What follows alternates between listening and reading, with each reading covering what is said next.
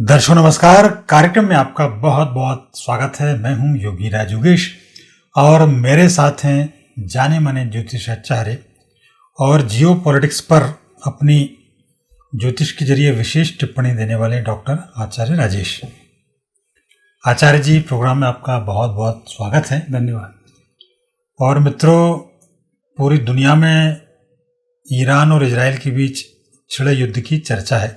कल रात को जिस ताबड़तोड़ तरीके से ईरान ने इजराइल पर मिसाइलों का अटैक किया, 200 से ज़्यादा मिसाइलों से हमला किया, उसकी गूंज पूरी दुनिया में सुनाई दे रही है। लोग और इजराइल का भी खुद का कहना यह है कि अब या तो इजराइल रहेगा या ईरान रहेगा। तो इस बात से अंदाज़ा लगा लीजिए कि इजराइल अब किस तरह की पलटवार की स्थिति में। तो अब ये युद्ध किस दिशा में जाएगा, पूरी दुनिया पर इसका क्या असर पड़ेगा, भारत पर इसका क्या असर पड़ेगा, इजराइल कितना बड़ा हमला ईरान पर करेगा, दोनों देशों को अस्तित्व कितना रहेगा, कितना बचेगा, आगे की क्या परिस्थितियां होने वाली हैं, आज इस वीडियो के माध्यम से इन तमाम पहलुओं पर चर्चा करेंगे। और ईरान, इजराइल और तमाम दुनिया भर के विश्व युद्ध को लेकर आचार्य जी पहले से भी अपनी विशेष टिप्पणियां करते रहे हैं, विश्व का मार्गदर्शन करते रहे हैं। इसी तारतम्य में आज हम सीधे उनके पास चलेंगे और ये जो ईरान और इजराइल के बीच जो युद्ध चल रहा है उसकी ताज़ा परिस्थितियों का जायजा लेंगे। तो सीधे चलते हैं आचार्य जी के पास। तो आचार्य जी, ये तो मतलब अभी तक ये माना जा रहा था कि इजराइल ने हमास का चीफ भी मार दिया, आतंकवादी जो संगठन है हिजबुल्लाह को भी निपटा दिया, और ईरान के घर में घुस के मारा हमास के चीफ को। तो उसके पलटवार में उसने मिसाइलें छोड़ी। तो अब आचार्य जी आप ये बताइए कि ये कितने घातक होगा, ईरान का ये हमला, ये युद्ध अब कहाँ तक जाने वाला है, ईरान की स्थिति अब क्या रहने वाली है, इजराइल की स्थिति क्या रहने वाली है? देखो, इस कुंडली में तो पहले ही अभी कुछ दिन पहले ही एक वीडियो बनाया था, उसमें भी विश्व कुंडली में जो अभी उत्तर पूर्वी देशों के नष्ट होने का था, ईरान पर बुरा टाइम पड़ेगा, वो शनि और गुरु, मार्गी और मंगल का जो एक मैंने वीडियो ही बनाया था। जी हाँ। तो उस वीडियो में भी ये स्थिति थी क्लियर कि यहाँ ये होने वाला है। और ईरान की कुंडली का यदि अध्ययन करते हैं तो ईरान की मिथुन लग्न है, दूसरे स्थान पर गुरु हैं, शनि राहु तीसरे स्थान पर हैं, शुक्र केतु भाग्य स्थान पर हैं, सूर्य मंगल बुध दसम स्थान पर, चंद्रमा द्वादश स्थान पर। गुरु की महादशा है 1 नवंबर 2012 से 2028 तक। तो पहले भी मैं कह रहा हूँ कि 2012 से सितंबर 12 के बाद से विष्णु सदी चल रही है जो 2032 तक चलेगी। और इसमें जितने भी आतंकी जहाँ जहाँ भी छुपे होंगे, आतंकी और आतंकियों के रखवाले, ये सब मारे जाएंगे। 2032 तक कोई नहीं मिलने वाला, ना आतंकी मिलेंगे ना आतंकियों को शरण देने वाले मिलेंगे। उसी के अंतर्गत यदि हम ईरान की कुंडली का अध्ययन करते हैं तो यहाँ ये स्थिति बनती है, गुरु की महादशा में चंद्र की अंतर्दशा है और गुरु में चंद्र, ये मार्केश है। तो ये जो उनका मार्केश है मार्च 2024 से चल रहा है जुलाई 2025 तक। और एक बार हरकत ये 17 अप्रैल 2024 को भी कर चुके हैं हमला करके। तो ये भी अप्रैल 1 मार्च 24 के बाद का ही हमला था, जिसमें कि उसका प्लस आज जो हुआ है हमला, इसका दोनों का रिजल्ट यह निकलेगा कि ईरान अब निस्तेनाबूद होगा और बहुत बुरी पोजीशन ईरान की यहाँ पर होने वाली है। तो आचार्य जी, आपने ये एक बड़ी बात कही कि ईरान तो मतलब बड़ा एक तरह से नेस्तनाबूद की बात आप कर रहे हैं। पर आचार्य जी, ये मतलब इन कंट्रियों का भी अपना एक बड़ा महत्व है। ईरान हो चाहे उसके आसपास के जो भी कंट्रीज़ हों, एकदम से अपन कैसे आपको ये लग रहा है कि ये बिल्कुल अब ये निपटने की स्थिति में आ जाएगा? क्योंकि इनको बहुत सारे आसपास के कंट्रीज़ का भी समर्थन है। इवन ये ईरान तो जितने इजराइल के आसपास के जितने छोटे छोटे जो देश हैं उनकी आतंकियों को मदद करता है। ये तो बहुत संपन्न देश है, ऐसा नहीं है कि आर्थिक रूप से भी संपन्न है, और तेल के तो भंडार है इसके पास। संपन्नता ही तो नष्ट होने के कारण होती है। दुर्योधन के पास क्या चीज़ की कमी थी? नष्ट तो हुआ ना। ये संपन्नता ही अहंकार लाती है और अहंकार से ही व्यक्ति की मृत्यु या व्यक्ति का पतन इसमें हो जाता है। तो यह स्थिति अब 2032 तक जब एक भी राक्षस प्रवृत्ति के जो लोग होते हैं, तमस प्रवृत्ति के जो लोग होते हैं, ये बचने वाले नहीं हैं, तो उसमें यही स्थिति होगी कि ये गलतियां करेंगे। इजराइल ने तो अभी किसी के ऊपर हमला नहीं किया था, अभी हमास के आतंकवादियों ने उसी पर हमला किया था, अभी भी ईरान पर उसने नहीं किया, तो अप्रैल में भी ईरान ने इसके ऊपर किया, अभी भी ईरान ने इसके ऊपर किया। जी जी। तो ये जो लक्षण होते हैं, ये लक्षण ही नष्ट होने के होते हैं। तो बहुत अच्छी स्थिति अब इनकी नहीं है, जहाँ भी है ये वहीं अब निस्ते नाबूद होंगे, ये इनके ग्रहयोग बताते हैं। दूसरा, ये जो हमला इसमें हुआ है, ये हमला भी कल जिस तरह से किया है उसकी यदि इसमें कुंडली देखते हैं तो कुंभ लग्न में हमला है। कुंभ लग्न में शनि बैठे हुए हैं, राहु दूसरे स्थान पर हैं, गुरु हैं चतुर्थ स्थान पर, मंगल है पंचम भाव में, सूर्य चंद्र केतु बुध हैं अष्टम भाव में, शुक्र है भाग्य स्थान पर। अब यहाँ जो स्थिति बनती है, सूर्य की महादशा में हमला है, और अभी 18 जून 2024 से 5 मई 2025 तक सूर्य में गुरु चल रहा है। तो यहाँ भी सूर्य सप्तम भाव के स्वामी, गुरु द्वितीय स्थान का स्वामी, तो यहाँ भी सूर्य में गुरु का मार्केट चल रहा है। तो ये कल का जो हमला हुआ है, ये हमला भी उसके लिए नेगेटिव जाने वाला है, पॉजिटिव स्थिति वहाँ की नहीं होगी, ईरान की स्थिति। और अभी जो काफ़ी सारे दोष इनके यहाँ बन रहे हैं, और अभी पूरे विश्व युद्ध की स्थिति बन रही है। अभी तो मैंने कुछ दिन पहले तो जो वीडियो बनाया उसमें बताया था कि अब अगला चरण, चौथा चरण जो शुरू हो रहा है, तो चौथा चरण यही है। ईरान के हमले की जो वो भविष्यवाणी थी, मैंने पहले ही कहा था कि अभी ये आगे अगला चरण चलने वाला है। 8-10 दिन पुराना ही वीडियो है, उस वीडियो में स्थिति ये बनी है। तो अब जो समय आ रहा है, ये समय इनके नष्ट होने का समय है। ये चाहे कितने ही शक्ति संपन्न क्यों ना हो, और नष्ट होने में कोई समय तो लगता नहीं है। और अभी भी जो इजराइल का पलटवार होगा, ये पलटवार बहुत छोटा नहीं होगा।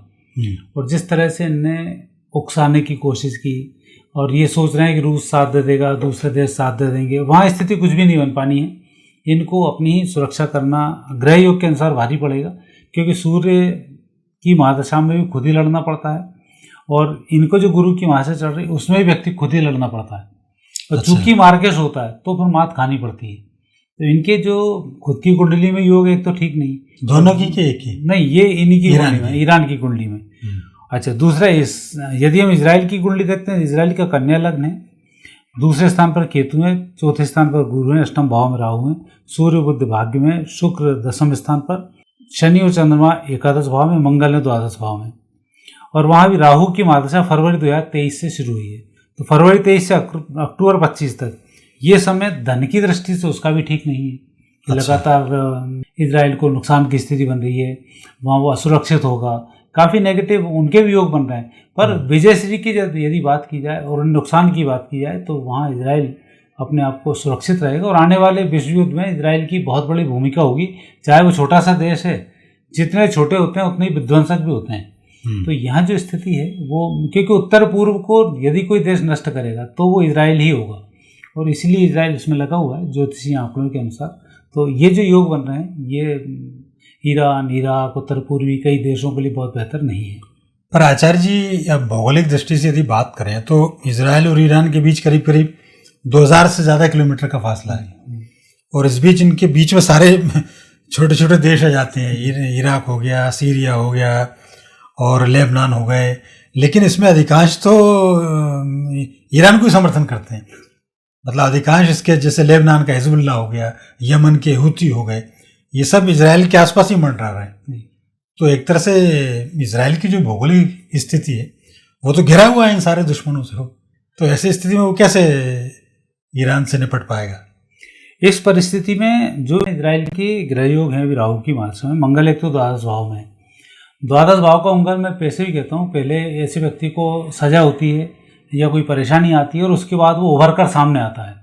और वैसे भी दो संस्कृतियाँ सदैव रहती हैं, एक भारतीय जो संस्कृति जिसको हम सनातन संस्कृति बोलते हैं, और दूसरी यहूदी संस्कृति है। बाकी जितने भी संस्कृति हैं, इन दोनों से टूट कर ही बनी है। तो अंत समय में भी ये दोनों संस्कृतियाँ ही बचनी है, बाकी संस्कृतियाँ तो लापता होने वाली हैं। अच्छा, तो जो ग्रह योग हैं वो अब बड़े बेहतर नहीं हैं। वो चाहे बीच में कोई भी बन रहा हो, कुछ भी हो, और जब एक बार व्यक्ति बड़ा संकल्प ले और कुछ संपन्नताएं हों और दूसरे ग्रह योग उसके साथ में हों, तब फिर विजय श्री की उसको प्राप्ति हो जाती है। तो यहाँ जो सबसे बड़ी बात है कि ऊपर वाले का आशीर्वाद इजराइल के साथ में है, और इजराइल की परिस्थिति बेहतर हो रही है, और अब जो स्थिति बनेगी वो ईरान के लिए बहुत अच्छी नहीं होगी। और ये सोच के ही तो जब कोई, जैसे दुर्योधन था, दुर्योधन पांडवों से लड़ता इसलिए था कि मेरे साथ भीष्म पितामह है, मेरे साथ कर्ण है, मेरे साथ हमारे गुरुजी हैं, साथ ही कृपाचार्य साथ में जो 70,000 लोगों से एक साथ लड़ सकते हो। तो उसे यही तो घमंड था कि हमारे साथ इतने लोग हैं। वही इन अपराधियों को घमंड है कि हमारे साथ इतने लोग हैं, जो चाहे वो हम करें। तो उसी चक्कर में ये मात खा जाएंगे। हाँ, वैसे भी क्या है कि दूसरों के कंधे पर रखकर बंदूक नहीं चलानी चाहिए, क्योंकि अभी यही हो रहा है ईरान और इजराइल के बीच में। अब ईरान के साथ है तो बहुत सारे देश, लेकिन सब छोटे छोटे हैं, केवल एक रूस को छोड़ दिया जाए। और इजराइल के साथ अमेरिका जैसा शक्ति संपन्न देश है। आचार्य जी, मैं जानना चाह रहा हूँ कि ये जो पीछे से जो ताकत लगाते हैं, अब जैसे रूस और यूक्रेन के बीच जब युद्ध चला तो अमेरिका और नाटो ने कहा कि हम सब रूस को फोड़ देंगे, कुछ नहीं कर पाए। तो ये क्या केवल आग सुलगाते रहते हैं, मजे लेते रहते हैं? नहीं, प्लानिंग तो यही मैंने बताया, नहीं प्लानिंग तो बहुत बड़ी कर लेते हैं, लेकिन सक्सेस होना नहीं होना ये तो भगवान के हाथ में है ना। कर्म किए जा फल की इच्छा मत कर रहे इंसान, तो यहाँ ये होता है ना, ये कर्म अपने हिसाब से पूरे गुणित लगा के करते हैं, इनको नष्ट कर देंगे, उनको कर देंगे। चूंकि ये नेगेटिव चीज़ें हैं तो आपके परिणाम नेगेटिव ही आपके पास आएंगे, इसलिए पॉजिटिव नहीं आएंगे। इसलिए इनके नष्ट होने की गारंटी है कि जो व्यक्ति चुप बैठा है, इतने सारे देशों के बीच में बैठा हुआ है, जरा सी उसकी जगह है, जरा सी उसकी संपत्ति है, ये उसी को मारने पर तुले हुए हैं। मार मार कर ठोकर बचाया उसने, तो जमीन खरीद कर अपना देश बचाया, जबकि तो वो जो पूरा इराक ईरान वगैरह पूरा एरिया ही इजराइल का था। यहूदियों की पूरी संस्कृति थी वहां पर, पूरा मिडिल ईस्ट बात करें तो पूरा यहूदियों को ही था। उनसे आता ही आए, उन्होंने उनका घर छुड़ा लिया, उसको घर से बाहर कर दिया, और उसके बाद भी उसको नहीं रहने देना। ये बड़ी आतताई के लक्षण है, और आतताई व्यक्ति हमेशा मारा जाता है। कौरव पांडव युद्ध इसी बात का संकेत है जी। मैं कौरव पांडव की बात बार बार इसलिए करता हूँ कि भगवान आकर वो अगला युग कैसा आने वाला है, उसमें कैसे कैसे होंगे, वो पहले सिखा के जाते हैं। आप कौरव पांडव युद्ध की हर घटना को टेली करेंगे तो इन सबसे वो पैसी मैच करती है। अच्छा, तो वही स्थिति यहाँ पर बन रही है, तो बहुत अच्छे संकेत ये नहीं देती है। अच्छा आचार्य जी, दुनिया से अलग यदि अपन भारत की बात करें तो इस युद्ध का असर भारत पर कितना पड़ेगा? क्या भारत भी इसमें शामिल होगा? भारत कितना प्रभावित होगा इस युद्ध से, या कोई असर ही नहीं पड़ेगा भारत पर? नहीं, भारत के ऊपर असर पड़ेगा, ऐसा नहीं है, क्योंकि जब कोई कहीं भी कुछ, ये तो पूरी प्रकृति एक अलग ही जीवन है, मतलब मनुष्य मान के चला, पूरी प्रकृति एक मनुष्य है। कहीं भी यदि उसमें थोड़ा सा भी खरोच आएगी या कुछ खाज होगी या दाग बनेगा तो पूरे शरीर को कष्ट होता है। तो प्रकृति में यदि कहीं कुछ भी नेगेटिव स्थिति बनती है तो पूरी प्रकृति को कष्ट भोगना पड़ता है। तो भारत उससे अछूता नहीं रहेगा। लेकिन चूँकि विश्व युद्ध का समय है, पूरी दुनिया में शांति का समय है, आने वाले समय में जब शांति होगी तो युद्ध के बाद ही होगी। और मैं इसलिए बोल रहा हूँ कि अब तृतीय विश्व अवश्य भावी है, जो चल भी रहा है जी। और अब इसका अगला चरण में ये पहुँच चुका है। अब इसमें ईरान की एंट्री हुई है, आने वाले समय में इराक की एंट्री होगी, नॉर्थ ईस्ट मिडिल ईस्ट के बहुत सारे देश अब इसमें कूदेंगे, बहुत सारे देश इसमें अब नष्ट होंगे। अच्छा। और नाटो वाला, रूस वाला, अभी ये भी बंद नहीं हुआ है, क्योंकि अभी जो पूरा ग्रही हो गए, अमेरिका और चीन इस पूरे दुनिया के युद्ध को संचालित कर रहे हैं। चीन रूस को मूर्ख बना रहा है और उसको उलझाए बैठा है। चीन ही इन मुस्लिम कंट्रीज़ को बेवकूफ़ बना रहा है और इनको सोच रहा है मैं आपके साथ में हूँ, तुम खड़े हो जाओ। आग लगाने का वो काम कर रहा है, पूरे दोनों पिटेंगे। और आखिरी में जाके मालूम पड़ेगा अमेरिका और जब चीन मिले हुए हैं तब रूस फिर अपने ओरिजिनल फॉर्म में आएगा। तो एक जो भविष्यवाणी का उल्लेख करती है ना कि रूस भारत के साथ आएगा, वो समय होगा जब रूस को लग जाएगा अब भारत का साथ देना जरूरी है, वो चीन को नष्ट करना जरूरी है, तब ये स्थिति बनेगी। और सब स्थिति आते आते 2026 आ जाएगी। तो 2026 में चीन की इन सब चीज़ों का भंडाफोड़ होगा और फिर विश्व युद्ध का एक अगला चरण शुरू होगा जो काफ़ी खतरनाक होगा। इसमें भारत भी शामिल होगा।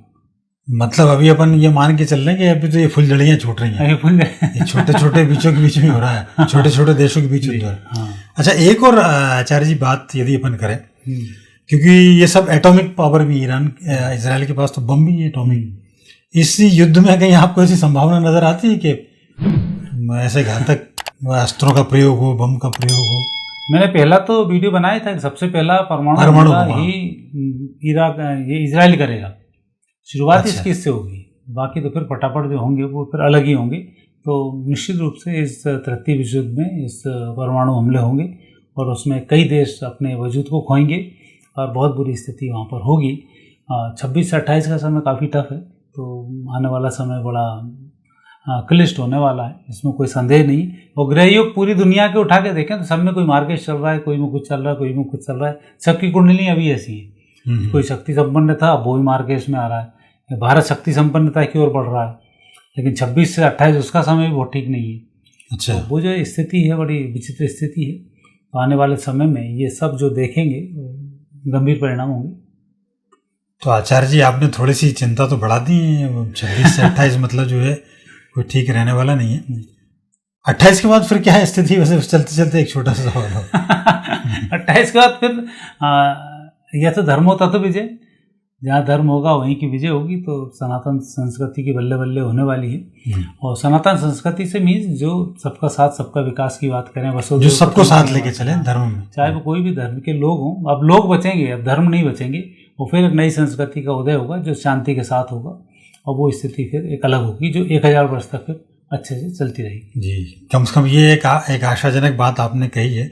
तो हम ये चाहते हैं कि अब इसमें 2 संकेत है, या तो लोग खुद ही सुधर जाएं, सब कंट्री सुधर जाए कि आने वाले दिनों में क्यों जबरन अपने आप को मौत के मुंह में धकेल रहे हैं।